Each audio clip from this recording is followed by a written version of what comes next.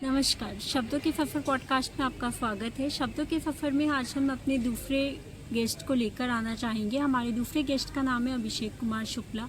अभिषेक कुमार शुक्ला जो है वो एक पेशे से इंजीनियर हैं और वो 5 किताबें लिख चुके हैं। उनकी किताबों का नाम श्वेत पृष्ठ, तुम्हें अब लौट आना चाहिए, तुम्हारे जाने के बाद, दुखों के पंख है। और आज हम उनसे उनकी चर्चा करेंगे, उनकी ऑथरिंग जर्नी के बारे में, कैसे उन्होंने किताबें लिखने शुरू किया। और इनकी किताबें अपने रीडर्स में बहुत ही ज़्यादा फेमस हैं। इनकी कविताएं जो हैं बहुत से दर्शकों के मन में प्रभाव डालती हैं। आइए इनसे बात करते हैं। तो मुझे हमेशा से लिखना पसंद इसलिए भी था क्योंकि हम लोग जिस क्षेत्र से आते हैं वहाँ लिखने पढ़ने का बहुत पहले से अ, माहौल रहा है। प्लस मेरे घर में भी लिखने का बहुत अच्छा माहौल लिखने पढ़ने का हमेशा रहा। मेरे चाचा लोग सब टीचर हैं, प्रोफेसर हैं यूनिवर्सिटीज़ में, तो जो लिखने पढ़ने का जो माहौल है वो बहुत पहले से था। फिर 2014-15 में मैं लखनऊ गया एक आध साल के लिए, तो फिर वहाँ मैंने डायरी लिखना शुरू किया प्रॉपर तरीके से। और उसमें मैं कभी-कभी दिन भर की बातें, कभी-कभी कुछ साइकोलॉजिकल फैक्ट, कभी कुछ अलग-अलग तरीके से, कभी कविताएँ, कभी कहानियाँ जो आस-पास देखता था वो लिखता था। तो धीरे-धीरे ये सब शुरुआत वहीं से हुई और फिर बाकी आज किताबें आपके सामने हैं। तो ये यात्रा बहुत ऐसा नहीं है कि मुझे कुछ इसमें करना पड़े, ये बहुत ऑटोमेटेड प्रोसेस जैसा रहा, सब कुछ स्वतः होता चला गया। हाँ जी। और आपने इंजीनियरिंग की है, तो इंजीनियरिंग से लिखने का सफर साथ में आपने कैसे मैनेज किया? क्योंकि पढ़ाई के साथ में लिखना या ये शौकिया तौर पे और उसके बाद उसे प्रोफेशनल जर्नी लेके जाना, as a professional writer uh, establish करना खुद को। मुझे लगता है कि मैं प्रोफ़ेशनल राइटर नहीं हूँ और ना मेरा ऐसा कोई प्लान है कि प्रोफ़ेशनल राइटर बनने का या कुछ ऐसा। लेकिन इंजीनियरिंग के साथ लिखना मेरे लिए मैं कहूँगा कि थोड़ा आसान ही रहा है, क्योंकि वहाँ बहुत सारे एस्पेक्ट्स होते हैं लाइफ़ के, बहुत सारे एप्लीकेशंस होते हैं कि हम लोग डेली लाइफ़ में कैसे सब कुछ चीज़ों का इस्तेमाल करते हैं और फिर बहुत सारा कुछ। तो मैं अपने कॉलेज में पढ़ता था, तो मेरा हॉस्टल 8th फ्लोर पे था। हाँ जी। और मैं कॉलेज यूनियन में हेड था इवेंट मैनेजमेंट का, और जो भी प्रोग्राम्स होते थे, तो कभी-कभी रात में 12-1 बजे मैं वापस आता था अपने हॉस्टल में और अपने रूम में बालकनी में जाके मैं बैठता था। तो वहाँ से जो नीचे का पूरा व्यू और जो चूँकि कंस्ट्रक्शन हमेशा चलता रहता था मेरी यूनिवर्सिटीज़ में, तो मज़दूर रहते थे, उनके बच्चे सब रात में भी घूम रहे हैं, सुबह, शाम, दिन सब हमेशा घूमते रहते थे। हाँ तो वो जी। सारा माहौल बड़ा अपीलिंग लगता था। तो वहाँ से कुछ न कुछ मैं निकालता रहता था लिखने के लिए। और इसलिए मुझे लगता है कि इंजीनियरिंग के साथ लिखना मेरे लिए थोड़ा आसान ही रहा। अगर मैं शायद हिंदी का छात्र होता तो मेरे लिए थोड़ी बाधाएँ रहती, कुछ फाउंडेशंस रहते कि आपको ये चीज़ें फ़ॉलो करनी है, आपको ये व्याकरण और बहुत सारी चीज़ें रहती हैं। तो मुझे लगता है कि इंजीनियरिंग तो थोड़ा मुझे आसान, मेरे लेखन को आसान बनाती है।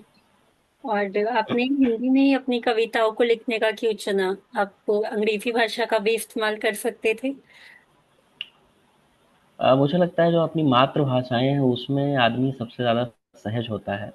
जी। और अंग्रेजी ये बहुत एक तरीके का हास्य का विषय होगा अगर मैं बोलूँ। मेरे लिए अंग्रेजी बड़ी बनावटी भाषा लगती है। मतलब अपनी मातृभाषा छोड़ के अगर मैं कुछ भी बोलता हूँ तो मुझे लगता है कि सिर्फ नौकरी के लिए, काम के लिए, और इस वजह से वो उसकी आवश्यकता है। बाकी आप जो चीज़ें अपनी भाषाओं में लिख सकते हैं जी। वो किसी और भाषा में संभव नहीं है।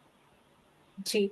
तो आपकी शुरुआती शिक्षा जो है वो हिंदी में रही है या अंग्रेजी में रही है?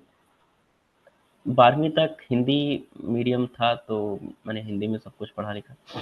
इसके बाद इंजीनियरिंग पूरा इंग्लिश में ही होता है, तो इंग्लिश भी मैंने पढ़ी। हाँ। भाषाओं का ज्ञान कोई बाध्यता नहीं है लिखने के लिए। भाषाओं पे अच्छी पकड़ है, हिंदी पे भी, इंग्लिश पे भी, लेकिन लिखने में जो पकड़ है वो जितनी हिंदी में मैं सहज होता हूँ, उतना किसी और भाषा में नहीं। हाँ जी। और हिंदी में आप ज्यादा दर्शकों से भी, ज्यादा रीडर्स से भी कनेक्ट कर पाते हैं, क्योंकि आपकी जो ऑडियंस है वो आई थिंक हिंदी रीडर्स की ही ज्यादा है। तो हम लोग हिंदी हिंदुस्तानी। रीडर्स की ऑडियंस होना एक स्वाभाविक सी बात है, क्योंकि मैं हिंदी में ही लिखता हूँ। और हाँ जी। अगर कंपैरेटिवली देखा जाए तो इंग्लिश का रीडर बेस ज़्यादा बड़ा है। इसके बाद भी हिंदी में ऐसा नहीं कि पाठकों की कमी है, बहुत ज़्यादा पाठक हैं। और पिछले लगभग 1 दशक, डेढ़ दशक में हिंदी के पाठकों में बहुत ज़्यादा भारी मात्रा में उनकी मात्रा बढ़ी है पढ़ने वालों की। तो पाठकों के लिए कभी भी ऐसा नहीं रहा है। हिंदी पढ़ने वाले भी बराबर मात्रा में हैं, अंग्रेजी, बंगला जैसा भी साहित्य है, साहित्य पढ़ने वाले हर भाषा में हैं। हाँ तो जी। भाषाएँ कभी ऐसे रुकावट जैसा नहीं रही, वो हमेशा स्वतः अपने पाठक ढूँढती गई हैं। हाँ जी। और आपकी जो कविताएं होती है वो प्रेम से भरी, दुखों से भरी, बहुत ही रियल लाइफ एस्पेक्ट्स को आई थिंक वो टच करती हैं, जो कि यूथ भी आजकल फेस कर रहे हैं। तो आपने कैसे लिखना शुरू किया? कैसे मतलब ये जाना कि आप उन भाषाओं को, उन चीजों पे टच करना चाहते हैं, फिर टॉपिक्स को लेके आना चाहते हैं जो कि हर कोई रिलेट कर सके जिनसे? मुझे लगता है जो सुख-दुःख हैं, वो सबके समान ही हैं। गिने-चुने सुख हैं और गिने-चुने ही दुःख भी हैं। और प्रेम तो अस्थायी भाव है जीवन का, इसलिए प्रेम पे लिखना बहुत अनिवार्य भी है और हमेशा से प्रेम पर लिखा जाता रहा है भक्ति काल से, या हमेशा बहुत पहले से भी। अलग-अलग लोगों ने कभी ईश्वर के लिए भक्ति से लिखा, कभी अपने आराध्य के लिए, कभी अपने प्रेमी के लिए। तो प्रेम पर तो लिखना बहुत पहले से जारी रहा है। लेकिन आज के समय में जो सबसे ज़्यादा समझने वाली चीज़ है कि प्रेम जीवन का अस्थायी भाव है और बिना प्रेम के आप, ऐसा नहीं कि मैं घृणा करके बहुत आगे जा सकता हूँ, लेकिन प्रेम करके ज़रूर बहुत आगे तक जा सकता हूँ। और दुखों पर लिखने का ऐसा रहा कि मैं हमेशा मानता हूँ कि जो दुःख है, दुःख इसलिए है क्योंकि वैसा दुःख किसी और का हमें पता नहीं चल रहा है। जैसे अगर मेरे घर की छत पर गिर जाए और मैं दुखी हूँ और मुझे लगे कि पड़ोसी की भी गिरी है, तो मैं ठीक है कि भाई अकेला नहीं हूँ जिसकी छत पर गिरी। हाँ जी। तो अपने को दुखों को ऐसा अगर हमें लग जाए कि समान दुःख किसी और का है, तो हमें राहत मिल जाती है। तो जी। दुखों पर लिखने का मेरा सिर्फ़ यही मकसद रहता है कि जो पढ़े उसको लगे कि ऐसा दुःख किसी और के जीवन में भी है। ये सारी चीज़ें ऐसा नहीं है कि सिर्फ़ उसका एकांत का मतलब उसके इकलौते का दुःख है।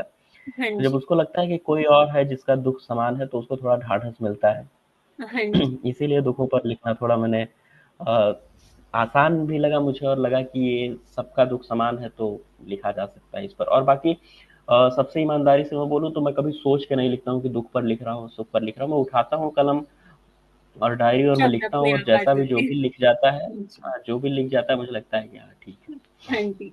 इससे मुझे आपकी कविता की कुछ लाइनें मैं पढ़ना चाहूंगी जो मुझे याद जी। आई हैं। सब तब तक ठीक हो जाएगा, ये बात तब तक काल्पनिक लगती है जब तक तुम्हारे मुंह से ना निकले। उलझे हुए आज के बीच सुंदर भविष्य की संतावना देते हैं। तो ये बात मुझे बिल्कुल सच लगी कि अ, हम लोग का जब तक सब कुछ ठीक हो जाएगा, तब तक खुद के अंदर से ना निकले, तब तक हम लोग को लगता है कि ठीक है, कोई बोल रहा है, सब ठीक है। आपका क्या कहना है?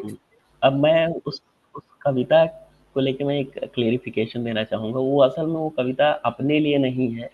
वो जी। हर किसी के जीवन में एक आदमी ऐसा होता है, अगर वो बोलता है तो लगता है कि हाँ, ये बोल रहा है तो वैलिडेट है। जी। अगर इसने बोला है तो हो जाएगा, कोई डरने की बात नहीं। जैसे तमाम लोगों के घरों में माता-पिता बोल देते हैं कि भाई हो जाएगा, टेंशन मत लो, तो उनको ढाँढस मिल जाता है। बहुत सारे लोगों के दोस्त बोलते हैं कि अरे यार टेंशन मत लो, हो जाएगा, इतना कोई बात नहीं है। जी। तो मैंने उस आदमी के लिए वो कविता लिखी कि अगर तुम बोलोगे तो हाँ, मैं मान लूँगा कि ठीक हो जाएगा। जी। तो ये कविता, इसका जस्टिफ़िकेशन ऐसा था कि वो अपने लिए नहीं, लेकिन वो हर आदमी के जीवन में उस आदमी के नज़रिए पर लिखी गई है कि जो उसको सांत्वना देता है और उसको लगता है कि हाँ भाई, अगर इसने बोला है तो हो ही जाएगा। जी। तो मैंने भी ये कविता ऐसे ही लिखी उस आदमी के लिए कि जिसके बोलने से लगता है कि हाँ, सब हो जाएगा। जी। और ऐसी कौन सी कविताएं रही हैं जिन्होंने आपके जीवन पर प्रभाव डाला? आपकी कविताएं तो हम सबके जीवन पे प्रभाव डाल ही रही हैं। और हम सब आपकी जब कविताएं पढ़ते हैं तो हम लोग रिलेट कर पाते हैं, आपके रीडर्स रिलेट कर पाते होंगे रियल लाइफ पे, जैसे आपका लिखने की विधि है। तो ऐसे कौन सी कवि है जिन्होंने आपके जीवन पे प्रभाव डाला, या जो किताबें आपको पसंद हैं? अ, किताबें बहुत सारी हैं, कवि भी बहुत सारे हैं जिनको पढ़ने से बहुत सुकून मिलता है, जिन्होंने बहुत प्रभाव डालना तो शायद नहीं कह सकते हैं, लेकिन उनका लिखा बहुत पढ़ के बहुत अच्छा लगता है। और जी। मुझे लगता है कि अगर वैसा लेखन हो पाए तो वो मुझे सबसे अच्छी बात होगी। तो मैं विनोद कुमार शुक्ल जी और विश्वनाथ प्रसाद तिवारी जी, ये मेरे प्रिय कवि रहे हैं। इसके बाद भी मैं बहुत सारी कविताएं पढ़ता रहता हूँ। भागवत रावत हैं, कुमार अंबुज हैं, सर्वेश्वर दयाल सक्सेना हैं, मंगलेश डबराल हैं। इन सबको मुझे पढ़ना बहुत पसंद है और इन सब की कविताएं पढ़ते हुए लगता है कि मतलब अगर आदमी ऐसा लिख पा रहा है तो ही लिखने की सफलता है और तभी उसका लिखना सार्थक है। और ये कविताओं की बात हो गई। कहानी में, कथेतर साहित्य में, उपन्यास में मुझे निर्मल वर्मा सबसे पसंद है, निर्मल वर्मा के 1-2 उपन्यास हैं, अंतिम अरण्य, वैसे बहुत सारे उपन्यास हैं, लेकिन अंतिम अरण्य और एक चिथड़ा सुख उनका उपन्यास है, वो मुझे सबसे ज़्यादा प्रिय है। और कई बार मैंने उसको पढ़ा और कई सारे लोगों को बोला भी पढ़ने के लिए, तो वो मुझे लगता है कि बहुत अच्छे लेखक हैं। जी। तो निर्मल वर्मा और विनोद कुमार शुक्ल जी, विश्वनाथ प्रसाद तिवारी जी, ये मेरे पसंदीदा लेखकों में से हैं। जी। आपने बताया कि आपने जब लिखना शुरू किया था, आपने डायरी लिखने से शुरुआत की थी लिखने की अपनी। तो आपने अपनी पहली बुक पब्लिश करने का कैसे सोचा कि अब वो टाइम आ चुका है कि मैं अपनी बुक को या अपनी कविताओं को लोगों के सामने लेके आऊं और उनकी जिंदगी में भी कुछ प्रभाव डालूं? कॉलेज में मेरे एक मित्र हैं, मध्य प्रदेश से हैं। तो वो कॉलेज में मेरे साथ इंजीनियरिंग में थे, तो मेरी डायरी वायरी वो मेरे हॉस्टल में मेरे रूम पे आते थे, तो डायरी वगैरह पढ़ते थे, देखते थे। लेकिन उन्होंने बोला कि यार, इस तुमने इतना सारा लिखा है तो इसको चलो पब्लिश किया जाए, ऐसे रखने से क्या फ़ायदा। जी। तो उन्होंने ही पूरा पब्लिशिंग वब्लिशिंग ढूंढा, बहुत सारा इधर उधर से, दिल्ली विल्ली से निकाल के। मैंने भी उसमें कुछ सपोर्ट किया, फिर हम लोगों ने मिलकर कविताएं सेलेक्ट करी, फिर उसको पब्लिश किया। 2019 में मैंने पहली किताब पब्लिश करी थी। जी। तो विकल्प नाम है उनका। तो उनकी वजह से मुझे लगता है कि पहली किताब आई, कि उसका बड़ा सपोर्ट रहा हर चीज़ों में, अब भी रहता है। तो वो मेरे जीवन का एक ऐसा आदमी है कि अगर वो बोल देगा कि हाँ भाई ठीक हो जाएगा, तो मैं मान लेता हूँ कि ठीक हो जाएगा। तो जी। ऐसे बहुत सारे लोग हैं जिनके बोलने से एक वैलिडेशन का ठप्पा लगता है।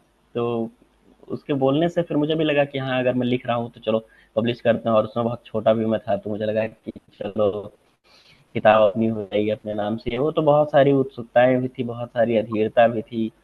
तो उन सबका मिला जुला समन्वय पूरा मिल के सब उस किताब का निर्माण किया, इन सारी परिस्थितियों ने और विकल्प ने और हम लोगों ने मिलके। तो इसी तरीके से हो गया। वो भी बहुत नेचुरल सा था, उसमें कोई बहुत खींचातानी नहीं हुई कि मुझे बहुत ढूंढना पड़ा, बहुत वो पढ़ना, क्योंकि कंटेंट बहुत सारा मेरे पास शुरुआत से ही रहा। जी। 2015-16 से मैं लिख रहा हूँ, तो बहुत सारा कंटेंट इकट्ठा हो गया था, उसमें से सेलेक्ट करके देना था।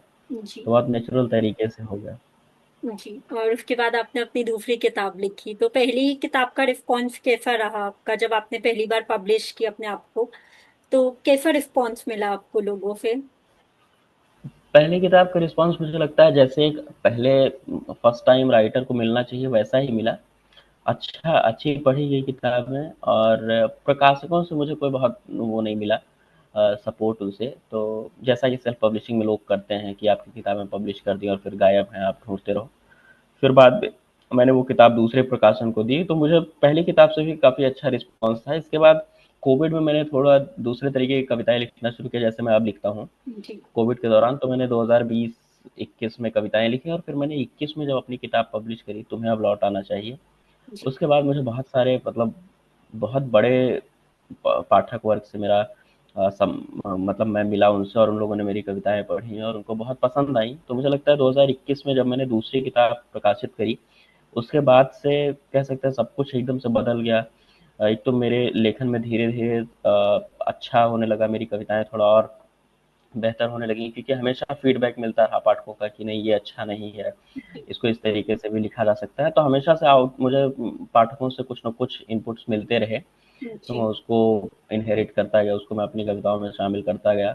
तो जी। फिर मुझे लगता है कि ऐसे ही यात्राएं होती हैं। जी। एक बार शुरुआत हो गई तो फिर वो काफिला चलता रहता है। हाँ, और इसमें लोगों का बड़ा, जैसे आर्टिस्ट के लिए जो उसके रीडर या उसके जैसे कोई गाना गाने वाला आदमी, तो जब तक उसको सुनने वाले हैं, कोई पेंटर है जब तक उसको देखने वाले लोग हैं, कोई राइटर है जब तक उसको पढ़ने वाले लोग हैं, तब तक ये यात्रा चलती रहती है। तो हम लोग तो बहुत छोटे लोग हैं, और जो पढ़ते हैं, जो गाने सुनते हैं, जो पेंटिंग्स की सराहना करते हैं, वो ज़्यादा बड़े लोग हैं। जी। तो इसमें ज़्यादा मुझे लगता है 70% योगदान पाठकों का रहता है, और 30% हम लोगों का रहता है। जी। आपकी जो कविताओं के टाइटल्स हैं वो काफी अलग हैं। ऐसा लगता है कि पहली किताब किताबों के के साथ टाइटल, से जुड़े हुए हैं। तो क्या वो टाइटल्स जुड़े हुए हैं या आपने कैसे सोचा कि मुझे इन किताबों का टाइटल ये रखना है? टाइटल तो मुझे, मतलब मुझे लगता है कि जब मैं कविताएं चुनता हूँ संकलन के लिए, उससे पहले टाइटल मेरे दिमाग में आ जाता है। जैसे पहली किताब का टाइटल श्वेत पृष्ठ था श्वेत मेरे, पृष्ठ। वो किताब अभी फ़िलहाल मार्केट में नहीं है, उसका जी प्रकाशन बंद है, कुछ पब्लिशिंग हाउस से कुछ डिस्प्यूट चल रहा है। तो अ, उसका उसका भी नाम बड़ा ऐसे ही रैंडमली मेरे दिमाग में आया कि मतलब श्वेत पृष्ठ कि जो खाली पन्ना है उस पे आदमी कुछ भी अपने हिसाब से भर सकता है। तो मेरा हमेशा ये रहता है कि मतलब पढ़ने वाले को इतना स्पेस मिले कि वो कविता में अपना स्पेस ढूँढे, अपनी दुनिया बनाए। तो इसीलिए मैंने उसका नाम श्वेत रखा कि ये खाली कागज़ है, आप उस पे जो चाहो वो भरते रहो अपने हिसाब से। जी, आपकी दूसरा पहली तुम्हें अब किताब। लौट आना चाहिए उस कित हाँ, और दूसरी तुम्हें अब लौट आना चाहिए वो असल में लोग पढ़ते होंगे पहली बार तो उन्हें लगता होगा किसी प्रेमी प्रेमिका के ऊपर लिखा गया है, कोई प्रेम कविताएं ज्यादा होंगी, जी लेकिन असल में वो लौटना हर उस चीज के लिए लिखा गया जो एक समय पर अपनी जगह से निकलते हैं और वो लौटते नहीं। जैसे नदियां पहाड़ों से निकलती हैं तो वापस कभी नहीं लौटती हैं, जी या कई कई बार चिड़िया किसी पेड़ पे घोंसला बनाती है और दुर्भाग्य से अगर आपने उसके अंडे छू दिए, वो गिर गया, तो चिड़िया कभी वहां लौट के नहीं आती। जी बहुत सारे लोग मेरे गाँव से गए बचपन में शहर कमाने खाने के लिए, रोजी रोटी की तलाश में, और फिर वो कभी गाँव नहीं गए। तो इस तरीके के बहुत सारे चीज़ों का समन्वय है वो किताब, और इसमें ऐसा नहीं कि किसी एक खास आदमी के लिए वो लिखी गई है या किसी खास विचार को दिमाग में रख के लिखा गया। वो बहुत बहुत बड़ा, बहुत वास्ट कैनवस है उसका। वो हर उस आदमी के लिए, हर उस चीज़ के लिए लिखा गया जो बाहर गए और जिनका लौटना ज़रूरी है लेकिन वो लौट नहीं पा रहे हैं। जी। और और इसी तरीके से तुम्हारे जाने के बाद तो फिर सबकी अपनी अपनी कहानी है, लेकिन वो एक दूसरे से जुड़े हो भी सकते हैं, नहीं भी हो सकते, ये तो पाठकों के ऊपर है। जी और मुझे लगता है ये उनका विषय है, वो देखें पढ़ें कि कैसी जुड़ी हैं कविताएं कैसी नहीं। जी, तुम्हारे जाने के बाद तो प्रेम से रिलेटेड किताब लगती है, उसके टाइटल पे लगता है कि कुछ प्रेम से, दुख भरे पे रिलेटेड रहती होगी। तो क्या ये पूरी काल्पनिक है या आपकी कोई लाइफ जर्नी के ऊपर है? असल में कल्पनाएं भी किसी न किसी का यथार्थ हैं, ऐसा नहीं कि कल्पनाएं पूरी कल्पनाएं हैं। और जी मुझे लगता है कि इस दुनिया में कोई ऐसी कल्पना नहीं है जो कहीं न कहीं यथार्थ में घटित ना हो रही हो। तो अगर मेरा यथार्थ नहीं है तो किसी और का है। हो सकता है जी मेरी कल्पना हो किसी और का यथार्थ हो, या किसी जी की कल्पना हो मेरा यथार्थ हो। तो जी ये बड़ा ये म्यूचुअल चीज़ें होती हैं आर्ट में। जो फ़िक्शन होता है, फ़िक्शन भी किसी न किसी पैरेलल यूनिवर्स का ट्रुथ है। तो सब कुछ मेरे जीवन से नहीं है, लेकिन कुछ न कुछ ज़रूर है। जी और बहुत सारी चीज़ें बाहर से देखी गई, अपने परिवेश में, अपने गाँव घर में, अपने शहर में, अपने दोस्तों में, बहुत सारी चीज़ें वहाँ से मिली।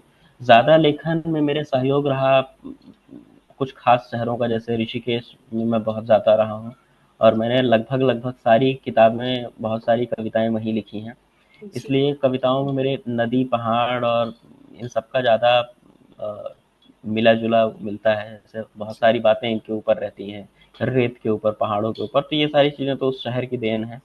जी तो तुम्हारे जाने के बाद भी कोई बहुत प्रेम कविताओं की किताब नहीं है, उसमें भी बहुत सारे जीवन के छोटे-छोटे विषयों पर, प्रेम पर ज़ाहिर-सी बात है ज़रूर लिखा गया है, लेकिन बहुत सारे विषयों पर लिखा गया है। और उसमें वो विषाद की किताब भी नहीं है और वो सिर्फ़ प्रेम की भी किताब नहीं है। वो उसमें सब कुछ, कई तरीके की कविताएँ हैं, उसमें लगभग 120-25 के आस-पास कविताएँ हैं, और मुझे लगता है कि अलग-अलग विषयों पर हैं। जी। मैंने आपकी एक अमेज़न के उसमें आपने जो अपना टाइटल डाला है उसमें पढ़ा था कि आपको नेचर से भी बहुत प्यार है। तो मैं आज जानना चाहती हूँ कि नेचर ने आपकी कविता को, लेखन को कैसे इन्फ्लुएंस किया? कैसे आपके लेखन में प्रभाव डाला? मुझे लगता है जो प्रकृति है, उसका इन्फ्लुएंस नहीं होता है, बल्कि पूरा रोल उसी का होता है। जी, इन्फ्लुएंस तो उसको बोलते हैं जिसने आपके जीवन को कहीं न कहीं कुछ न कुछ प्रभावित किया हो। जी, लेकिन जिसने सब कुछ दिया हो उसका इन्फ्लुएंस नहीं, सब कुछ जी, उसी का है। तो मैं अपने कॉलेज के दिनों में बहुत ऋषिकेश जाता रहा हूँ। अभी मैंने इससे पहले भी बताया, तो मुझे उस शहर से बड़ा लगाव है। जी, वहाँ प्रकृति को बहुत पास से देखना, पहाड़ देखना, पानी की आवाज़ सुनना, जी, उस भीड़ भरे उस शहर में भी एक शांति देखना, ढूँढना। और सिर्फ़ वही नहीं, मैं गाँव में रहता हूँ, और अगर आप गाँव से बिलॉन्ग करते होंगे तो आपको मालूम होगा कि हर जगह पेड़-पौधे, पत्ते, ये वो दुनिया भर की चीज़ें, पानी, तालाब। तो आप जब हमेशा इन सारी चीज़ों को देखते रहते हैं, और जब आप किसी शहर, जैसे मैं दिल्ली, नोएडा या बड़े शहरों में मुंबई वगैरह कभी गया, तो मैंने देखा कि यहाँ बहुत रश है, बहुत जी, भीड़ है। जी, एक छोटी-सी ज़मीन के टुकड़े के ऊपर 50 फ्लोर की बिल्डिंगें बनी हैं, और जी, तमाम सारे लोग हैं जिनको ज़मीन देखने को ही पूरे जीवन में नहीं मिलती है, वो जी, सिर्फ़ 50वें महले पे रह जाते हैं। तो मुझे लगता है कि अगर मेरे पास ये सारी चीज़ें हैं तो इनका इन्फ्लुएंस होना तो बहुत ज़ाहिर-सी बात है। जी। मेरे सामने अभी जहाँ मैं बैठा हूँ मेरे सामने आम का पेड़ लगा हुआ है, उसमें बहुत सारे आम लगे हुए हैं और बिल्कुल ज़मीन से सटे हैं। जी। सामने अमरूद का पेड़ है, नींबू का है, तो बहुत सारी चीज़ें जब आपके परिवेश में शामिल रहती हैं, तो अगर उनका प्रभाव नहीं आएगा तो किसका आएगा? जी। तो इसीलिए प्रकृति का प्रभाव आना बहुत ज़ाहिर-सी बात है। मैं सुबह उठता हूँ दरवाजे पर और 4 बजे से चिड़िया चहचह-चहचह करने लगती जी। है। मेरे आँख के सामने पूरा आकाश होता है जिस पे लालिमा छाई रहती है, धीरे-धीरे लाल होता है, फिर उसमें से सूरज निकलता है। तो इन सब का प्रभाव तो बहुत स्वाभाविक-सी बात है ना। और मुझे लगता है कि प्रकृति से बड़ा इस दुनिया में कुछ भी नहीं है। ईश्वर भी प्रकृति का ही उपासक है। जी। तो जी। जी। बाकी आपकी जो किताबें हैं, आपको बहुत अलग-अलग रीडर्स को उनसे इन्फ्लुएंस करते हैं, फिर कोई पर्टिकुलर एज ग्रुप जिसे आप टारगेट करते हैं किताब लिखते वक़्त? वैसे तो कविताएँ सबके नहीं। लिए ही बराबर होती हैं, पर फिर भी कोई ऐसा एज अ ग्रुप यूथ से रिलेटेड लिखना चाहते हैं या नहीं, सबसे सबसे पहली बात जो मैं चाहता हूँ कि क्लियर हो जाए, मैं कभी टारगेट करके किताबें नहीं लिखता हूँ। जी। मैंने आपको बताया मेरी कविताएँ मतलब मेरी डायरी लिखने की आदत है, तो लगभग 25-30 डायरियाँ मैं लिख चुका हूँ और मैं कभी कहानी, कभी कविता, कभी कुछ थॉट्स लिखता रहता हूँ और कभी-कभी फिर मुझे लगता है कि अब बहुत ज़्यादा कुछ लिख लिया, तो मैं उसमें से ढूँढ के और निकाल के फिर उसको एक जगह करके और प्रकाशक को दे देता हूँ। तो मैंने कभी एज ग्रुप नहीं बनाया, ना लिखते वक़्त मेरे दिमाग में रहता है किसको टारगेट करना है, किसको नहीं। जिस तरीके से स्वाभाविक कविताएँ लिखता हूँ, उसी तरीके से स्वाभाविक उनका चयन, उनको कंबाइन करना, उनको किताब बनाना। और कविताओं की एक ख़ास बात है कि उसको एज ग्रुप की ज़रूरत नहीं है। जी। जैसे जो आदमी के जीवन के भाव हैं, जैसे प्रेम है, दुःख है, घृणा है, नैराश्य है, पीड़ा है, ये सारे एज ग्रुप के साथ चलते हैं। अगर आप समझदार हैं, आपकी बुद्धि इतनी विकसित हो गई है कि आप भावनाओं को समझते हैं, तो आपके लिए वो कॉमन इमोशंस हैं, तो वो सबके ऊपर लागू होते हैं। जी। बाकी आपने इतनी कविताएँ लिखी हैं और उसका आपको बहुत अच्छा रिस्पॉन्स भी मिला है अपने रीडर्स से। तो कोई ऐसे पर्टिकुलर रीडर या कोई ऐसी बात जो आपको बहुत इन्फ्लुएंस की हो, किसी रीडर ने आपको बोली हो आपकी किताबें पढ़ के कि उनकी ज़िंदगी पे कुछ प्रभाव पड़ा या उन्होंने इस बात को रिलेट किया जो आपको इन्फ्लुएंस किया हो, आपको अच्छा लगा हो ये जान के? ऐसा एक वाक़या नहीं है, मेरे साथ बहुत सुखद घटनाएँ ऐसे घटती रहती हैं। मुझे चिट्ठियाँ लिखने का बड़ा शौक है। जी। आपने अगर पढ़ा होगा मेरी किताबों में हर जगह चिट्ठी-चिट्ठी की बात होती रहती जी। है। पकाऊ सा शब्द हो गया होगा अब तो मेरे पाठकों के लिए, लेकिन बहुत सुखद शब्द है। हाँ जी। तो मैं किताबें लिखता हूँ तो मैं पाठकों के लिए एक चिट्ठी लिखता हूँ उसमें और मैं उनसे भी आग्रह करता हूँ कि वो मुझे चिट्ठी भेजें मेरे मेल पर। जी। अगर मेरे पते पर भेजना है तो मेरा पता भी ले सकते हैं। जी। तो मुझे हमेशा चिट्ठियाँ आती रहती हैं और आप यकीन मानिए मुझे ऐसे-ऐसे पत्र भी आए हैं जो मेल बॉक्स में 2-2 100 लाइन लोगों ने लिखे थे। जी। और मेरे पास कई सारे ऐसे पत्र आते हैं कि मतलब मैं उनको पढ़ता हूँ तो मुझे पढ़ने में 15-20 मिनट लग जाते हैं। वो किताब से भी बड़ा पत्र आता है जी। कि आपके मतलब इस कहानी ने मुझे ऐसा प्रभावित किया।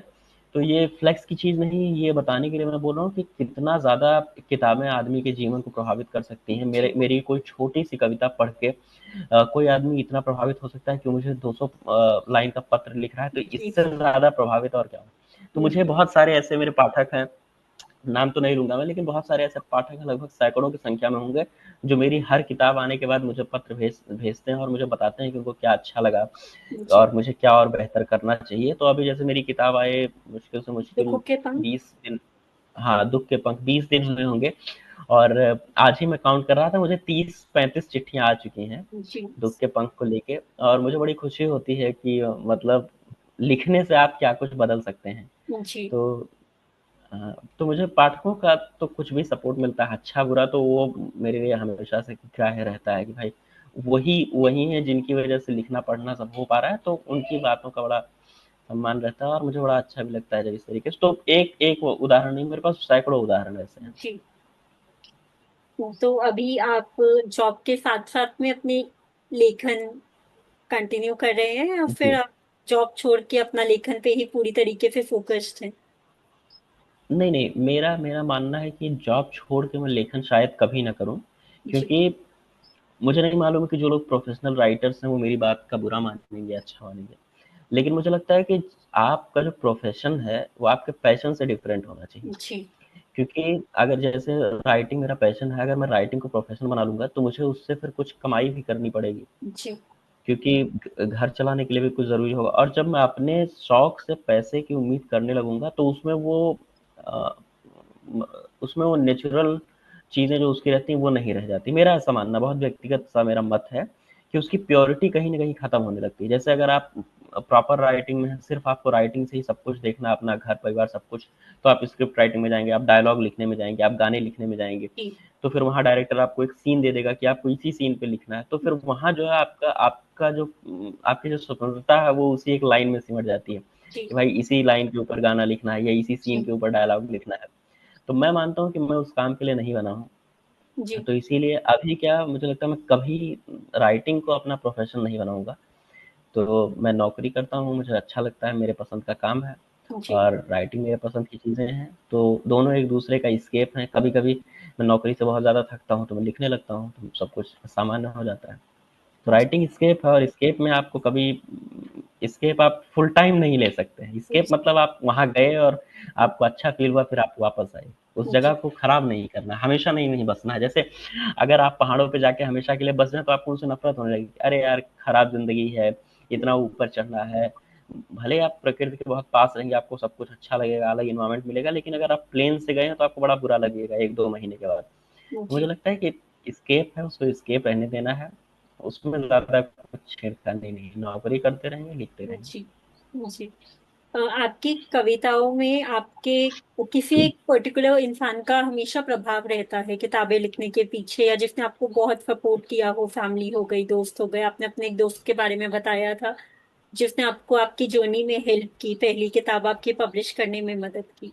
बाकी और किसी घर वालों का कैसा सपोर्ट रहा आपको आपकी सबका किताबें? मेरे लिए मेरे लिए घर का हमेशा सपोर्ट रहा। मेरे बहुत सारे दोस्त हैं जो बोलते हैं कि अगर मैं लिखूँगा और मेरे घर में किसी को पता चलेगा तो नाराज़ होंगे। जी। तो मुझे बड़ी दया आती है उन लोगों पर कि जिनको लिखने पढ़ने, जिनको कला के लिए उनको डरने की ज़रूरत है। तो मैं शायद इकलौता है, मतलब बहुत सारे लोग होंगे, लेकिन मैं बहुत प्रिविलेज्ड आदमी हूँ कि मेरे को कभी घर से ऐसा नहीं हुआ कि नहीं ये काम मत करो, वो नहीं।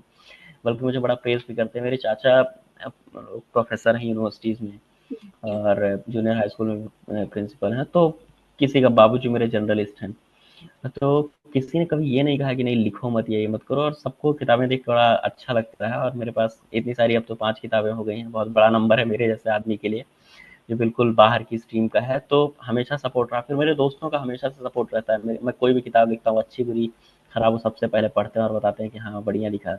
और बहुत सारे लोग हैं प्रत्यक्ष अप्रत्यक्ष रूप से, तो मुझे लगता है कि बिना सबके साथ ही ये सब बहुत मुश्किल काम है। अकेले आप चल तो सकते हैं, लेकिन जो रास्ते का सुख है, जो जीवन का स्वाद है, वो साथ चलने में हटके है। मिलेगा। हाँ जी। हाँ, तो हमेशा स्वाद बना रहता है मेरे जीवन में। बहुत सारे लोगों का सहयोग है, एक दो नहीं है, बहुत बड़ी बड़े नंबर में है। जी। आपने इतनी सारी कविताएँ लिखी हैं, आपको एक कविताओं की कुछ पंक्तियाँ जो आप अपने दर्शकों को सुनाना चाहेंगे? मुझे याद रहने की बड़ी समस्या है, जी। लेकिन मुझे लगता है एक कविता है, मैं सुनाना चाहूँगा क्योंकि मुझे हमेशा वही याद आती है। मैं लखनऊ में रहता था 2016-17 के दौरान, तो हमारे पड़ोस में एक महिला आती थी काम करने के लिए, जो डोमेस्टिक हेल्प में होते हैं। जी। तो हो सकता है उसके घर में कुछ ऐसी समस्या रही हो, उसका बच्चा-वच्चा छोटा रहा, उसको हमेशा देर हो जाती थी, तो वो भागते-भागते आती रहती थी। जी। और बिल्कुल गर्मियों के दिनों में तो पसीने में लथपथ, क्योंकि सुबह ही धूप हो जाती थी, भागते-भागते आती थी, बेल बजाती थी। तो एक जिनके यहाँ वो काम करती थी, उनका चेहरा बड़ा अजीब-सा था। तो जब वो दरवाज़ा दरवाज़ा खोलती थी, तो हमेशा आग बबूली रहती थी वो आंटी। जी। तो मतलब वो दरवाज़ा खोलते पहले 2 मिनट बाहर ही बड़बड़ पता नहीं क्या बोलती, मैं अपनी बालकनी से देखता कभी-कभी। फिर 2 मिनट तक, उसके बाद वो लड़की अंदर चली जाती, वो धप से दरवाज़ा बंद कर लेती और फिर कुछ देर बाद वो अपना बर्तन-वर्तन साफ करके निकलती और फिर वो वापस से दरवाज़ा बंद कर लेती। ये मैंने बहुत दिन नोटिस किया। और इसके बाद फिर मैंने उस पर एक कविता लिखी थी कि शहर के बीचों-बीच सड़क पर निकलती है एक औरत, जी। अ, पसीने से लथपथ, उठाती है अपना पल्लू और पोंछ लेती है गले और माथे का पसीना। वो औरत तेज-तेज कदमों से बढ़ती है एक घर की ओर, खटखटाती है दरवाज़ा, एक नाराज़ चेहरा दरवाज़ा खोलता है। वो चेहरा उसे कुछ कहता है, वो औरत सिर झुकाए सुनती है और अंदर चली जाती है। कुछ देर की खटर-पटर के बाद वो औरत बाहर निकलती है, वो नाराज़ चेहरा दरवाज़ा बंद कर लेता है और वो महिला फिर तेज़-तेज़ कदमों से भागती है सड़क पर और फिर पोंछती है अपना पसीना और फिर से एक और दरवाज़ा खटखटाती है। जी। फिर से वही नाराज़ चेहरा, फिर से वही खटर-पटर, फिर से वही पसीना। ऐसे जी करके मैंने एक कविता लिखी थी उसके लिए। जी तो मुझे लगता है कि ये अच्छी कविता तो इसलिए नहीं है क्योंकि पता नहीं कैसी भाषा है, लेकिन अच्छी कविता इसलिए क्योंकि जो भाव मैंने वहाँ पे देखा, मैंने उसको लिखने की कोशिश की। जी और बहुत सारी छोटी-छोटी कविताएँ मैंने लिखी, बहुत बड़ी कविताएँ भी लिखने की कोशिश की, लेकिन मुझे याद रहने की बहुत खराब बीमारी है। जी तो मैं मेरे पास मेरी किताब, मैं एक कविता जी अपनी नई किताब से अपने पाठकों जी को, जरूर। आपके दर्शकों को सुनाना चाहता हूँ। जी बहुत सारे लोग होते हैं जिनको लगता है कि वो लौट नहीं सकते हैं क्योंकि उनके पास समय नहीं या कुछ नहीं, ऐसा नहीं है। तो मुझे लगता है कि लौट सिर्फ वही लोग नहीं पाते हैं जो आँख बंद करके भागते हैं बस। जो जो तय करके जाते हैं कि इस काम के लिए जाना, ये करना, वो हमेशा लौटते हैं। तो मैंने एक छोटी-सी कविता लिखी थी कि कुछ लोग भागे, बेतहाशा भागे, अंधा भागे। वे नहीं जानते थे कहाँ जाना है, क्यों जाना है, कब जाना है, लिहाज़ा वे खो गए। हम भागे हुए नहीं, घर से निकले हुए लोग थे, हमें काम करके लौटना था, सो हम लौट आए। जी तो इस तरीके की बहुत छोटी-छोटी चीज़ें लिखने की हमेशा कोशिश रहती है। पता नहीं इसको कविता की कैटेगरी में रख सकते भी हैं कि नहीं रखते हैं, वो मेरा विषय नहीं है। वो आलोचकों का और एकेडमिशियंस का काम है। मुझे लगता है कि अगर जिस भाव से मैं लिख रहा हूँ, पढ़ने वाला उसी भाव को समझ रहा है, तो फिर मेरे लिखने की सफलता है, सार्थकता है, मैं आत्ममुक्त होकर खुशी मना लेता हूँ। जी जब बहुत ज़्यादा वैलिडेशन की ज़रूरत नहीं रहती है। जी अगर पाठक खुश हैं, उनको मज़ा आ रहा है, तो जी। ठीक है। आपकी बातों से मुझे लगा कि एज अ राइटर जब आप देखते हैं चीजों को सिनारियो, जैसे आपने लखनऊ वाला सिनारियो बताया, तो वहां पे आपने जो है एक छोटी सी चीज को भी पूरी एक स्टोरी के रूप में हम लोगों को बताया। तो ऐसी जो अलग अलग चीजें होती हैं जो रियल लाइफ प्रॉब्लम्स, जैसे आप जॉब भी करती हैं, बहुत सारे लोग हैं जो जॉब करते हैं आजकल यूथ में, तो वहां पे कुछ ऐसे ऑफिस के सिनारियो हो गए, कुछ चीज हो रही है, तो क्या उसमें भी आप कहानी ढूंढ लेते हैं? इसका एक देखने का हाँ, एक असल तरीका अलग हो जाता है। जैसे मशीनें रहती हैं ना, मशीनें हमेशा उनका दिमाग चलता रहता है। तो आप फ्रिज बंद भी कर देंगे डोर उसका, तो अंदर ठंडा हो रही है चीज़ें। जी तो मुझे लगता है आर्टिस्ट का भी ऐसे ही दिमाग चलता रहता है, कुछ भी होता है तो उसमें कुछ ना कुछ वो ढूँढता रहता है। जी तो बड़ी खोजी निगाह होती है और हमेशा दिमाग में कुछ ना कुछ वैसे ही चलता रहता है कि मेरा लॉजिक बिल्डिंग बहुत कमज़ोर है, मेरा क्रिएटिव माइंड है, तो उसमें क्रिएटिविटी चलती रहती है और ढूँढता रहता हूँ। तो ऑफ़िस में भी बहुत सारी चीज़ें हैं। फ़िलहाल तो मेरा वर्क फ्रॉम होम है, तो ऐसा कुछ ऑफ़िस का एज़ सच सीन बनता नहीं है मेरा। जी तो लेकिन फिर भी बहुत सारी चीज़ें हैं जो दोस्तों को अपने देखता हूँ या किसी को भी ऑफ़िस जाते हुए, आते हुए देखता हूँ, तो मैं उस पर ज़रूर कुछ ना कुछ लिखता रहता हूँ। मैंने जी कई कविताएँ भी लिखी हैं कि कुछ-कुछ मुझे याद आ रहा है कि मैंने ऐसा लिखा है कि कई सारी कविताएँ और कई सारे ख़्याल ऑफ़िस में, दफ़्तर में फ़ाइलों के नीचे दब गए या ज़रूरतें पूरा करते हुए दब गए। ऐसे बहुत सारी चीज़ें हैं, जिन पर अगर लिखा जाए तो बहुत कुछ लिखा जा सकता है। जी। बाकी आपने बोला कि आप गांव से भी नाता रखते हैं, आप मैं शहर। गाँव से ही नाता रखता हूँ, जी भी नहीं, ही। जी। मैं हमेशा गाँव में रहा हूँ। हाँ मैं जी सिर्फ़ इंजीनियरिंग करने के लिए 3 साल बाहर गया, उसके बाद कोविड लग गया, कोविड में मैं घर आ गया। हाँ जी। मेरी जॉब यहीं से शुरू हुई और यहीं से चल रही है, तो मैं गाँव से ही नाता रखता जी हूँ। हम गांव से ही नाता रखते हैं, और बाकी आप शहरों में भी रहे हैं जॉब से रिलेटेड कुछ सालों के लिए, पढ़ाई के लिए। तो आपको क्या हाँ। लगता है कि आपको वो चीज कैसे इन्फ्लुएंस की, गांव से रिलेटेड जो लाइफ रही और शहरों से रिलेटेड जो लाइफ रही, उसने आपके लेखन पे कुछ प्रभाव डाला? लेखन पे तो मतलब ऐसा प्रभाव डाला कि आप अलग-अलग जगहों पे जाते हैं तो आपको अलग-अलग चीज़ें देखने को मिलती हैं। जैसे मैं शहर में जाता हूँ कभी दिल्ली या कहीं और, तो मुझे लगता है कि कितनी भीड़ है। हर आदमी कितना परेशान है, यहाँ भाग रहा है। एक रिक्शावान से लेके बड़े शोरूम का ओनर तक, बड़े-बड़े बिज़नेसमैन, सबको मैं देखता रहता हूँ। तो सबकी लाइफ़ का हसल जो है, सबकी लाइफ़ की जो भाग-दौड़ है वो एक ही है। एक जी रिक्शा चलाने वाले का जीवन भी वैसा ही चलता है जैसा एक बहुत अमीर आदमी का चलता है। उसके खाने-कपड़े और रहने का ढंग अलग हो सकता है, बाकी जो उसकी भाग-दौड़ है वो वही रहती है। जी उसको भी शाम को कुछ हल्का-फुल्का खाने के लिए मिल जाता है और इसको भी मिल जाता है। तो सबका बराबर। तो मैं बहुत सारी चीज़ें नोटिस करता हूँ, गाँव से शहरों में अलग है। लेकिन मतलब इतना कुछ बहुत अंतर नहीं है कि कोई बहुत ज़्यादा फ़र्क आ गया हो। गाँव में भी वैसे ही ज़िंदगी चल रही है, सब अपने खेती-बाड़ी का काम देख रहे हैं, कोई छोटी-मोटी नौकरियाँ कर रहा है तो वहाँ जा रहा है, शाम को लौट रहा है। तो ऐसा कोई बहुत अंतर नहीं है। अंतर जो है वो मुझे लगता है अपनी-अपनी समझ का है जैसे गाँव से लोग जनरली जाते हैं कि उनकी यहाँ पे रोज़ी-रोटी नहीं चल पाएगी, कमाई अच्छी नहीं है। शहर हो सकता है ज़्यादा अच्छा कमाई का ज़रिया हो, वहाँ पे ज़्यादा कुछ चीज़ें हों, क्योंकि ज़ाहिर-सी बात है और ये एक्सेप्ट करने में भी कोई मुझे प्रॉब्लम नहीं है कि शहरों में संसाधनों का बड़ा कम अभाव है कि अगर आपके पास अच्छी खासी पढ़ाई-लिखाई, अच्छी डिग्रियाँ हैं, तो आपको यहाँ उस हिसाब से नौकरी नहीं मिलती है, जी। तो आपको जाना पड़ेगा कहीं न कहीं। तो इन्फ्लुएंस हमेशा से रहा, बहुत सारे लोगों को देखता हूँ जो अपने घर से चले आए हैं, परेशान रहते हैं शहरों में, तो उनको देख के बड़ा बुरा लगता है। उनसे कुछ न कुछ ज़रूर मैं कविताएँ चुरा लेता हूँ उनके जीवन से। स्वार्थी तो मैं हूँ, तो मैं हर सिचुएशन से कुछ न कुछ कविताएँ निकाल लेता हूँ। जी। तो बहुत कुछ है, मैं आप शायद आपके सवाल से भटक गया, लेकिन ये उसका कुछ फैला हुआ रायते जैसा उत्तर है। नहीं, वो लेखक हैं आप, लेखक हर सिनारियो में अपना एक सिनारियो लेकर ही चलते हैं। और हम लोग शायद उसी चीज को रिलेट कर पाते हैं अपनी लाइफ से। हम लोग भी घर छोड़कर बाहर आते हैं जॉब करने के लिए, तो शायद वही चीजें हैं जो हम लोग, बारीकियां हम लोग भागती जिंदगी में नहीं देख पाते, शायद आपकी किताबों के माध्यम से हम देख पाते हैं और उसे रिलेट कर पाते हैं कि हाँ, ये भी तो सिनारियो है। बाकी आपने कहा कि आपके घर पे सब जो है शिक्षा से रिलेटेड है, काफी पढ़े लिखे हैं काफी, तो उन्होंने का कैसा इन्फ्लुएंस रहा आपकी जर्नी पे? बचपन से ही आपको लिखने उनका पढ़ने का शौक सबसे था? ज़्यादा इन्फ्लुएंस रहा, और मैं जॉइंट फैमिली में रहता हूँ। जी। मेरी बहुत बड़ी फैमिली है, 40 लोगों की। जी। और हम लोग एक ही घर में एक ही जगह रहते हैं, सब कुछ जी। बड़ा सा घर।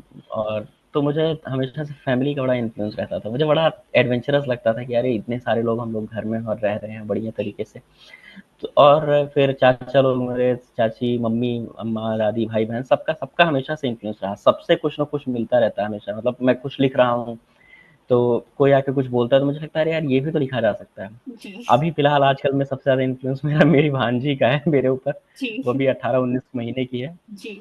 लेकिन वो जैसे-जैसे चीज़ें बोलती है, जैसा-जैसा वो उसके एक्सप्रेशन, उसको उसकी कविताएँ सुनता हूँ, तो उसका इस समय सबसे ज़्यादा इन्फ्लुएंस है। जी। अगर आजकल की देखी जाए, बाकी सबका कुछ ना कुछ रहा जी। इन्फ्लुएंस। तो घर अभी से सबसे घर मुझे लगता है कविताओं में या लिखने पढ़ने में सबसे ज़्यादा इन्फ्लुएंस घर का ही रहा। जी। अभी आपने अपनी 5वीं किताब पब्लिश की है, दुखों के पंख। अब कोई नई किताब आप लिखने की सोच रहे हैं?